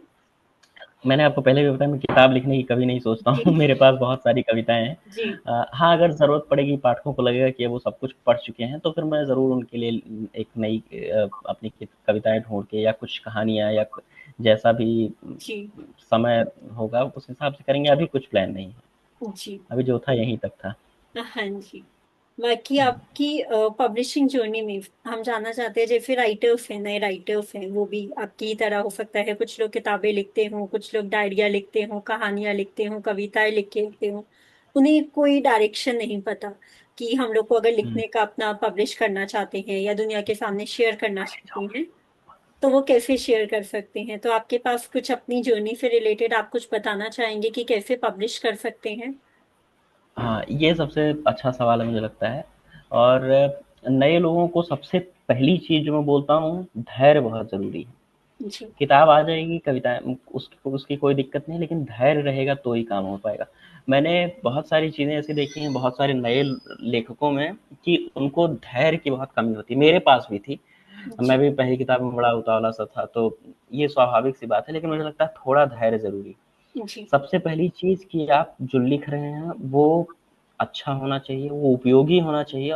अच्छा इसलिए मैंने बोला, वैसे अच्छाई की कोई परिभाषा नहीं है लेखन में, लेकिन वो उपयोगी होना चाहिए, वो लोगों के हित की बातें करने का काम होना चाहिए कि मतलब अगर बोला है, आपने कुछ उसमें लिखा है, तो उसमें सबका हित शामिल हो। ऐसा नहीं कि आप कुछ हेट स्टेटमेंट लिख रहे हैं, फालतू नारेबाज़ी कर रहे हैं, ऐसा नहीं। तो जी। पहले आप अपना लेखन देखें कि कैसा है, कैसा नहीं। फिर प्रकाशन का मुझे लगता है आजकल छपना सबसे आसान चीज़ है। आप कहीं भी किसी भी पब्लिशर के पास जाएँगे, वो आपको एक चार्ज बताएगा, जो सेल्फ पब्लिशर्स हैं, और आप उसको पैसे देंगे, वो आपकी किताब बना-बना के कर देगा। लेकिन जो प्रकाशन का सबसे अच्छा माध्यम कि अगर कोई नए रीडर्स हैं या नए राइटर्स हैं और वो अपनी बुक को पब्लिश करना चाहते हैं, वो भी आपकी तरह लिखते हैं, कुछ डायरी लिखते हैं, कुछ कविताएं लिखते हैं, और वो चाहते हैं कि हम भी बहुत नए लोगों से इन्हें साझा करें या अपनी किताब पब्लिश करें, तो उनको वो कैसे शुरू कर सकते हैं? क्योंकि किसी ना किसी का इन्फ्लुएंस रहता है, या तो या उनके पास सपोर्ट नहीं है, वो नहीं जानते कि ये पब्लिशिंग जर्नी की शुरुआत कैसे होती है, तो उनके लिए आप कुछ कह सकते हैं? ज़रूर मुझे लगता है कि जैसे पब्लिशिंग आजकल तो सबसे आसान है, मैंने बताया। छपना बहुत आसान प्रक्रिया है, लेकिन अच्छा छपना, अच्छा लिखना ये मुश्किल है।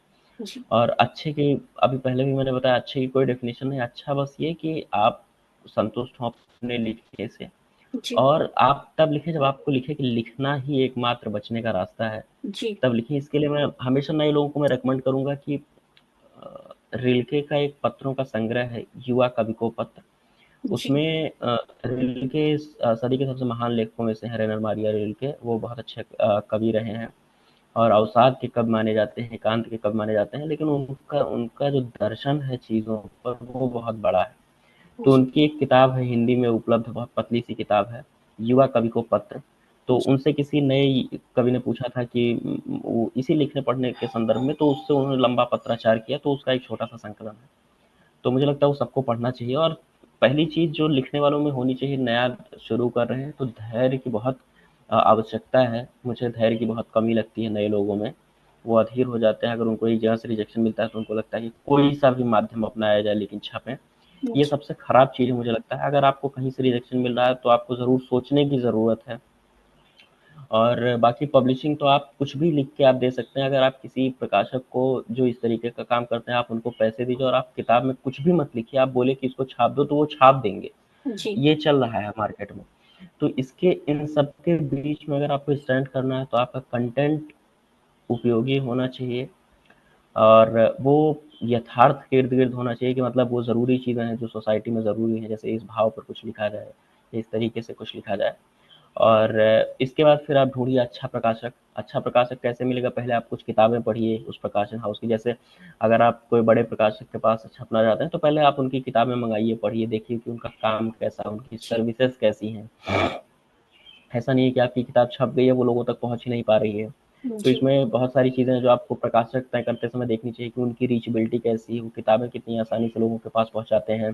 जी। वो पाठक और लेखक प्रकाशक का संबंधों पे वो कैसा काम करते हैं। तो ये बहुत सारी चीज़ें हैं। लेकिन इस पे एक बहुत लंबी चर्चा हो सकती है, ज़रूरी भी है, होनी भी चाहिए। लेकिन मुझे लगता है कि सबसे पहले धैर्य रख के अपने ऊपर काम किया जाए। अगर आप पूरी तरीके से आश्वस्त हैं कि आपका कंटेंट बहुत अच्छा है, तो आप बड़े-बड़े अच्छे प्रकाशक हैं, आप उनको मेल कीजिए अपनी पांडुलिपि का एक हिस्सा।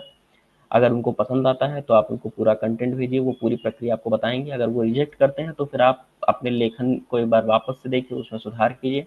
आप वापस से किसी अच्छे पब्लिशिंग हाउस को भेजिए। तो ये प्रक्रिया है, और अच्छे पब्लिशर का चुनाव सच में एक बहुत बड़ा काम है, एक बहुत ज़रूरी है। अगर आप वहाँ चूक जाएँगे तो आपके लेखन में पहले ही आपका स्वाद खराब हो जाएगा। तो अच्छे प्रकाशक का चुनाव ऐसे ही हो सकता है कि आप उनके रचनाकारों से बात कीजिए जो उस प्रकाशन हाउस से छपे हैं, और उनका फीडबैक लीजिए, फिर आप ट्राई कीजिए। जी। बाकी आजकल बहुत डिजिटल मीडिया चल रहा है, आजकल किसी को कुछ लिखना है, तो उसके लिए लोग जो हैं ऑनलाइन रिसोर्सेज़ पे भी जा रहे हैं।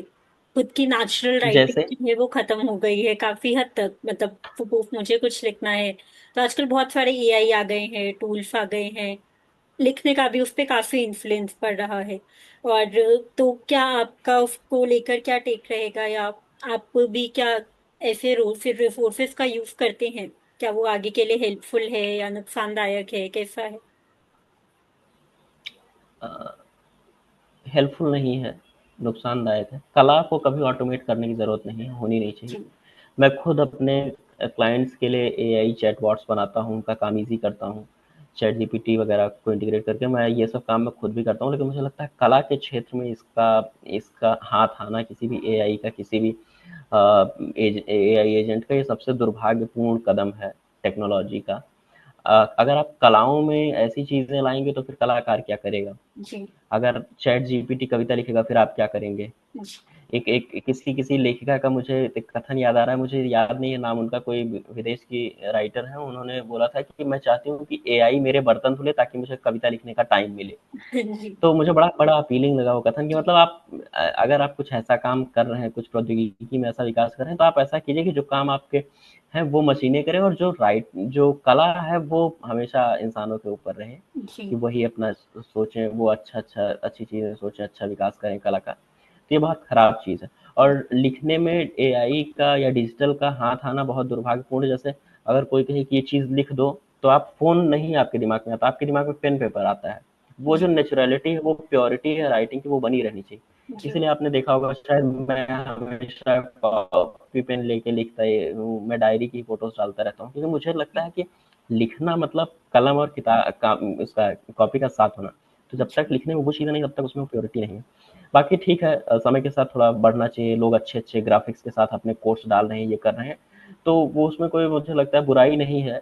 बल्कि एआई उनका काम आसान कर रहा है, उसको अच्छे तरीके से प्रेजेंट कर रहा है, लेकिन वो लिखने लगे, ये बहुत खराब काम है। जी।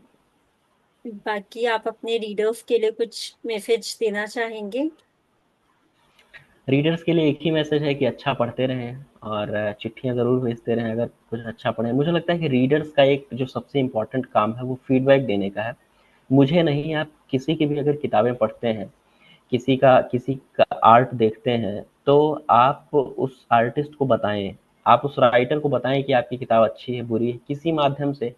सबसे अच्छा माध्यम है, आप जहाँ से उसकी किताब खरीदें, वहाँ आप उसको रिव्यू करें, रेटिंग करें उसको कि हाँ, ये अच्छी चीज़ है। इससे बाकी लोगों को अच्छा पढ़ने में मदद मिलती है।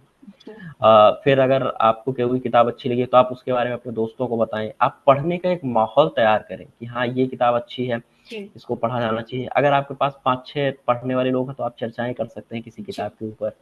इस तरीके का माहौल बड़ा बड़ा मैं अगर इसकी कल्पना भी करता हूँ, तो मुझे बड़ा अमेजिंग लगता है कि 5-6 लोग बैठे हैं, किताबों पे बात हो रही है, अलग-अलग राइटर्स पे बात हो रही है, उनकी कमियाँ, उनकी अच्छाई पे बात हो रही है, तो ये बड़ी अच्छी दुनिया है।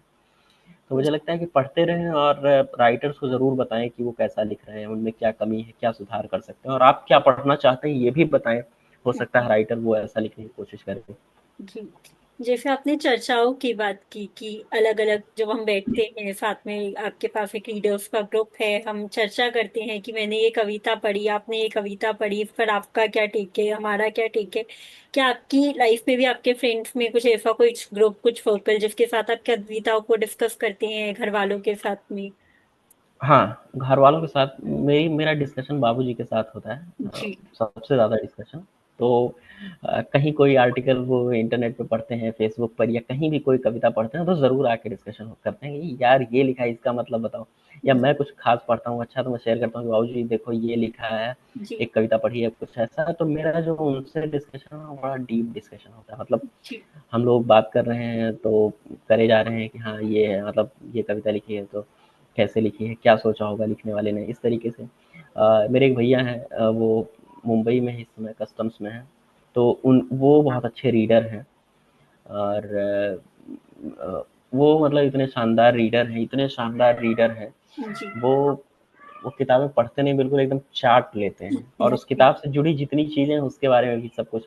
तो उनसे जब मेरा कभी-कभी डिस्कशन होता है, जैसे निर्मल वर्मा की एक किताब है, एक चिथड़ा सुख, मैंने पढ़ी वो 3-4 बार, मुझे बहुत ख़ास समझ नहीं आई।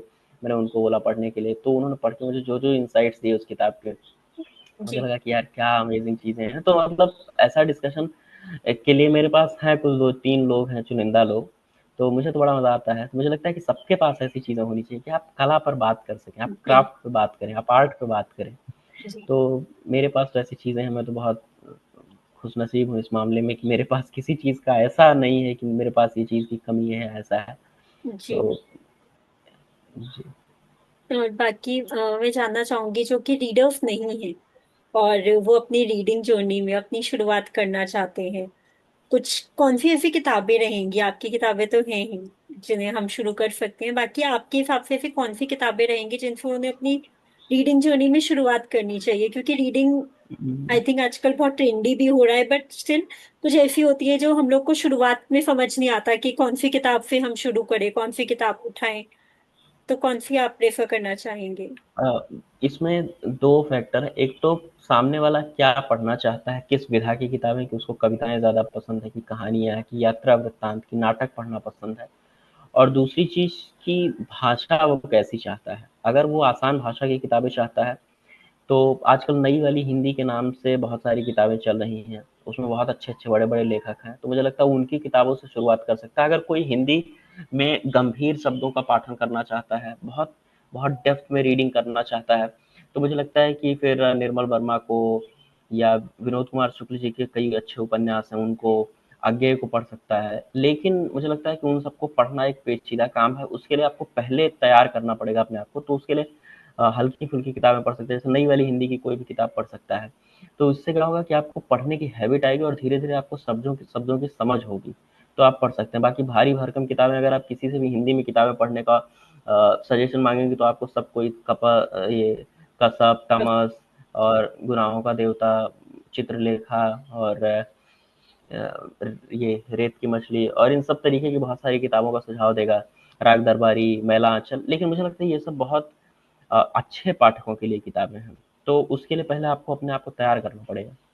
जी। आप तुरंत से राग दरबारी, मैला आंचल पढ़ने जाएँगे तो आपका हिंदी से भरोसा उठ जाएगा, क्योंकि उसमें ऐसे शब्दों का इस्तेमाल है, आंचलिक शब्द हैं, किसी क्षेत्र विशेष के शब्द हैं। तो इसके लिए कुछ जनरलाइज़ किताबें, जैसे नई वाली हिंदी हमेशा आम बोलचाल की भाषा में किताबें लिखता है, तो उपन्यास वगैरह वहाँ से पढ़ सकते हैं। कविताओं में कुछ भी पढ़ सकते हैं। मुझे लगता है कि कविताएँ हमेशा आसान रही हैं, लेकिन फिर भी अगर आप सूर के पद तुरंत पढ़ने लगेंगे या तुलसी के दोहे पढ़ने लगेंगे तो नहीं समझ पाएँगे। उसके लिए आपको हल्की किताबें पढ़नी पड़ेंगी, फिर धीरे-धीरे करके आप अपना पढ़ने की डेप्थ बढ़ा सकते हैं। तो जी। कुछ राइटर्स जैसे विनोद कुमार शुक्ल जी हैं, विश्वनाथ प्रसाद तिवारी हैं, मानव कौल बहुत अच्छा लिख रहे हैं, देव प्रकाश दुबे हैं और इस तरीके के बहुत सारे अच्छे लेखक हैं। और मुझे लगता है इन सबको पढ़ा जाए तो पढ़ने की शुरुआत अच्छी हो सकती है। जी। ऐसे कोई लेखक है जिनसे आप मिले हैं, आपने जब लेखन की जर्नी की शुरुआत की, तो ऐसे कोई लेखक जो आपको लेखन की जर्नी में आप जिनसे पर्सनली मिले हों या उनसे इन्फ्लुएंस हुए हैं उनसे? इन्फ्लुएंस वाला आंसर मैंने पहले दिया, मैं इन्फ्लुएंस बहुत कम होता हूँ। जी। दूसरी चीज़, बहुत सारे मेरे दोस्त हैं जो राइटर हैं और मैं उनको बहुत बड़ा मानता हूँ। तो ऐसे में बहुत सारे लोगों से मिला हूँ, चूँकि मेरा सर्कल वैसा ही है, कभी भी जी। जाता हूँ कहीं तो लोग मिलते हैं। पुराने लेखकों में मैं विनोद उनसे विश्वनाथ प्रसाद तिवारी जी से मिला हूँ। वो हिंदी साहित्य अकादमी के उत्तर भारत के शायद पहले अध्यक्ष रहे हैं और उनकी कविताएँ मुझे बहुत, वो माँ पे बहुत अच्छी-अच्छी कविताएँ लिखते हैं। मैं उनसे बड़ा इन्फ्लुएंस रहता था, तो मैं उनसे मिला हूँ एक बार और मुझे लगता है कि वो बड़ी अच्छी मुलाकात थी। बाकी जो नए लेखकों में बहुत सारे लोग मेरे अपने दोस्त हैं, तो मैं हमेशा मिलता रहता हूँ। बुक फेयर में कहीं कोई मिल गया, किसी इवेंट में मिल गया, तो जी। मिलना-जुलना लगा रहता है। लेकिन मुझे लगता है ये बड़ी अच्छी चीज़ है, आपको मिलते रहना चाहिए अच्छे लोगों से। जी। अगर मैं कुछ अच्छी किताबों का सजेशन दूँ तो अभी एक किताब है देर रात तक, गौरव गुप्ता की किताब है और मैं उनको बड़ा अच्छा राइटर मानता हूँ और वो असल में बहुत अच्छे राइटर हैं। उनकी एक किताब है देर रात तक, वो बहुत बहुत शानदार किताब है। अगर कोई भी आदमी पढ़ना शुरू करना चाहता है तो वो अच्छी किताब है। वो, उसमें कोई कहानी नहीं है, कोई थीम नहीं है, कोई प्लॉट नहीं है, वो बस ऐसे चलती, जैसे ज़िंदगी चलती रहती है बिल्कुल आसान तरीके से, जो-जो भावनाएँ आती हैं, जो-जो उतार-चढ़ाव आते हैं, उस पे उन्होंने बहुत अच्छी किताब लिखी है देर रात तक। और कविताओं की बहुत अच्छी किताब है, दासे दुःख बड़ी से ईश्वर, पंक्ति प्रकाशन की ही किताब है, पायल राठौर की, बहुत अच्छी किताब है। आदित्य रहबर की एक किताब है, नदियाँ नहीं रुकतीं, बहुत अच्छी किताब है। ऐश्वर्या शर्मा की एक किताब है, जाना ज़रूरी है क्या, ऐसे बहुत सारी अच्छी किताबें हैं। नवीन रांगियाल एक बहुत अच्छे कवि हैं, उनकी एक किताब है इंतज़ार में आकी मात्रा, वो जी। बहुत अच्छी किताब है। सेतु प्रकाशन की किताब मुझे लगता है वो सबको पढ़नी चाहिए, कविताओं की किताब है। और एक कविताओं की किताब है ज़मीन अपनी जगह, शंकरानंद एक लेखक हैं, राइटर हैं, बहुत सीनियर हैं और उनकी किताब है ज़मीन अपनी जगह, वो भी सेतु प्रकाशन की किताब है। मुझे लगता है कविता की बहुत अच्छी किताबों की अगर लिस्ट बनाई जाए, तो वो किताब आएगी, ज़मीन अपनी जगह। तो ऐसे बहुत, मतलब पढ़ने के लिए तो आप पढ़ते जाइए, आपके लिए कई सारे जीवन कम पड़ जाएँगी, इतना कुछ अच्छा है पढ़ने के लिए। जी। तो मुझे लगता है कि पढ़ना चाहिए सबको, कविताएँ, किताबें ज़रूरी है, पढ़ते रहना चाहिए। जी। आपने अभी तक 5 किताबें लिखी हैं, आपकी उनमें से कोई फ़ेवरेट जो आपको लगे कि ये वाली किताब जो है मैं सबको रिकमेंड करना चाहूँगा? या पहले किससे शुरुआत करें आपकी पाँचों किताबों में से? मैं तो मैं तो सबको रिकमेंड करूँगा कि सब जी। पढ़ो बट ऐसी कोई ख़ास मेरी फ़ेवरेट नहीं है। अगर कविताएँ पढ़ना चाहते हैं तो मुझे लगता है नई वाली किताब का कैनवास ज़्यादा बड़ा है, दुःख जी। के पंख का। उसमें बहुत अलग-अलग तरीके की कविताएँ हैं। अगर ठी मतलब अच्छी कविताएँ समझ के बहुत आसान पढ़ना चाहते हैं तो तुम्हें अब लौटाना चाहिए, तुम्हारे जाने के बाद पढ़ सकते हैं। बाकी अगर आप कविताओं से इतर कुछ पढ़ना चाहते हैं तो आप खोई हुई चीज़ों का पत्ता ज़रूर पढ़ सकते हैं। वो, उसमें भी कविताएँ, कहानी कुछ भी नहीं है, उसमें बस कुछ-कुछ संस्मरण है, कुछ-कुछ रेखाचित्र, निबंध की कैटेगरी है, लेकिन उसमें भी मैंने जीवन के बहुत छोटे-छोटे हिस्सों के बारे में, बहुत बहुत छोटी-छोटी चीज़ों पर लिखने की कोशिश की है। तो जिसको जिस विधा की चीज़ें पढ़नी हो वो पढ़ सकता है। जी। लेकिन मैं तो अपना प्रचार तो करूँ, मैं तो सभी रिकमेंड करूँगा। जी। जी। बाकी मैं जानना चाहूँगी जैसे पहले आपको आज भी चिट्ठियाँ पसंद है कि आपके रीडर्स आपको चिट्ठी लिख के दें, आप उनके बारे में जानना चाहते हैं। हुँ, बाकी उन आपकी जो राइटिंग है उसका फीडबैक जानना चाहते हैं। इसमें आई थिंक सोशल मीडिया का भी एक बहुत इम्पोर्टेंट रोल हो चुका है आजकल। हम सोशल मीडिया के थ्रू भी कनेक्ट करते हैं और ज़्यादा अच्छे से कनेक्ट करते हैं। जैसे पहले कोई किताब लिखता था तो हमें रीडर का खाली नाम पता होता था। अगर किसी ने चिट्ठी लिख के उन्हें हुँ, भेजी नहीं भेजी तो हुँ, उन्हें फीडबैक नहीं मिलता था। तो अभी सोशल मीडिया जी। का आपके हिसाब से क्या रोल है कि कैसे एक अच्छा इन्फ्लुएंस रोल प्ले कर रहा है या फिर आपको ज़्यादा आसानी हो रही है अपने रीडर्स के साथ में कनेक्ट करने के लिए, फीडबैक देने के लिए? आपका क्या मानना है? अ, ये बहुत सही चीज़ आपने पूछी है, बड़ा अच्छा आपने उत्तर भी दे दिया कि सोशल मीडिया का बड़ा योगदान है, क्योंकि बिना उसके तो आप कनेक्ट नहीं कर सकते हो लोगों से। आजकल तो ऐसा दौर है, क्योंकि किताबों में आप पहले जैसे पते नहीं लिखे रह रहे हैं कि लोग आपको पत्र भेजें। तो सोशल मीडिया सबसे अच्छा ज़रिया है, वहाँ पे लोग आपको मैसेज करते हैं, आप ईज़िली आप उत्तर दे सकते हैं, और वो सबसे अच्छा मीडियम है। वहाँ से आप पता ले सकते हैं किसी की चिट्ठी। जैसे मेरे पास बहुत सारे पत्र आते हैं, हमेशा मेरे पास ये पत्र आया पड़ा है। अगर आप जी, देखेंगे कि इतना सारा कुछ इसमें लिखा जी, हुआ है, जी, और फिर मेरे पास बहुत हमेशा पत्र आते रहते हैं, ये सब पत्र। जी, लेकिन मुझे लगता है कि सोशल मीडिया की योगदान के बाद भी जब हाथ से लिखे पत्र आते हैं तो लगता है कि यार क्या जी, सुकून वाली चीज़ है, उसमें महक रहती है उस कागज़ में। जी, उसका तो कोई तो कंपैरिज़न ही नहीं है। सोशल मीडिया रोल तो प्ले कर रहा है, लेकिन जो ओरिजिनलिटी है पत्रों की वो कागज़ कलम लेके उसको भेजने में ही है। तो जी, वहाँ से पाठक बहुत सारे मिलते हैं, जुड़ते हैं, उनका सवाल समझ में आता है, उनकी बातें समझ में आती हैं। तो फिर भी चिट्ठियाँ लिखनी चाहिए लोगों को। बाकी जी, सोशल मीडिया तो नो डाउट बहुत अच्छा रोल चिट्ठियाँ तो प्ले कर रहा है। लिखनी चाहिए। बिना उसके तो हाँ, बिना उसके तो हम लोग बस इधर-उधर घूमते रहते हैं अपनी किताबें लेके। जी। वैसे तो आपने हर जगह मेंशन किया हुआ है अपने इंस्टाग्राम अकाउंट पे, अपने यूट्यूब पे, अपनी किताबों में, अमेज़न पे, हर जगह आपने अपनी ईमेल आईडी डाली हुई है। और अपना अकाउंट डाला हुआ है जिस पे वो आपको चिट्ठियाँ लिख सकते हैं। फिर भी आप एक और बार मैं चाहूँगी आप अपने दर्शकों के साथ में अपनी ईमेल आईडी जैसे वो आपको कॉन्टैक्ट कर सकते हैं, आपको कई चिट्ठियाँ लिख सकते हैं। तो आप एक बार फिर से अपनी ईमेल आईडी बता दीजिए कैसे हम आप तक पहुँच सकते हैं और आपको बता हाँ, सकते हैं कि कैसे इन्फ्लुएंस हुए हम आपकी किताबों से। ठीक है। मैं सबसे पहले मेल आईडी बता देता हूँ, शुक्लाभिषेक0057@gmail.com। जी, और शायद से आप इसके डिस्क्रिप्शन में भी लिखेंगी, और जी, कोई मुझे जी, इंस्टाग्राम पर ढूँढेगा तो मेरे बायो में लिखा है। तो मुझे लगता है वो जी, सबसे आसान तरीका, वहाँ से ले सकते हैं। जी, और मेल पे भी पत्र आते हैं तो बिल्कुल वैसा ही फ़ील आता है कि हाँ, बढ़िया। इंस्टाग्राम के मैसेजेस में थोड़ा वैसी बात नहीं आती है, लेकिन फ़ीलिंग सब में बराबर है। जी, अगर आपको मेल पे आता है तो फिर भी सैटिस्फैक्शन लेवल रहता है कि हाँ, बहुत जी, बढ़िया। मैं ऐसा नहीं बोल रहा हूँ जो इंस्टाग्राम पे मैसेज करते हैं वो खराब है। जो जी, भाव है वो बिल्कुल वैसा ही है, लेकिन मज़ेदार चीज़ें होती हैं, मेल आप खोलो और आपको वहाँ एक चिट्ठी जी, मिल जाए बढ़िया सी, जी, तो आपका दिन बन जाता है। सेम मैं इनबॉक्स खोलता हूँ, मुझे हर रोज़ हर किताब को लेके कुछ ना कुछ आया रहता है मेरे जी, इनबॉक्स में, और मैं उसको पढ़ता हूँ तो मज़ेदार तरीके से बहुत बहुत जी, सुकून मिलता है कि हाँ, कुछ तो चेंज हो रहा है हाँ लिखने पढ़ने से, आर्ट कुछ तो बदल रहा है लोगों को। जी, तो अगर किसी को मुझे पत्र भेजना है तो मेरा पता भी ले सकते हैं मुझसे मैसेज करके। तो मुझे लगता है जी, सोशल मीडिया यहाँ रोल प्ले कर रहा है कि आप मुझे मैसेज करेंगे, मैं आपको अपना पता दूँगा, जी, और आप मेरे पते पे चिट्ठी भेज सकते हैं। जी। बाकी आपका बहुत-बहुत शुक्रिया, बहुत-बहुत आभार शब्दों के सफ़र में आने के लिए। मैं चाहूँगी आप जल्दी से आपका अपनी भी दूसरी किताब लिखें ताकि हम फिर से आपसे बात कर सकें, आपकी नई किताब के बारे में चर्चा कर सकें। आपका भी बहुत शुक्रिया सबसे पहले मुझे यहाँ आमंत्रित करने के लिए। मुझे लगता है ये ऐसे प्लेटफ़ॉर्म्स बहुत अच्छा माध्यम है पाठकों तक पहुँचने का, उनसे बातचीत करने का किसी अप्रत्यक्ष तरीके से। और हो सकता है सब बहुत सारे पाठकों के ऐसे सवाल रहते हैं जो आप लोग पूछते हैं तो उनको भी उत्तर मिल जाए। तो आपका भी बहुत शुक्रिया। जी, जी। बहुत-बहुत शुक्रिया, धन्यवाद। शब्दों का सफ़र पॉडकास्ट देखने के लिए आपका बहुत-बहुत धन्यवाद। आप हमें कमेंट्स में मेल्स लिख सकते हैं कि हम क्या-क्या नए-नए अपडेट करें अपने और कौन से ऑथर्स को हम अपनी जर्नी में इंक्लूड कर सकते हैं। थैंक यू, धन्यवाद।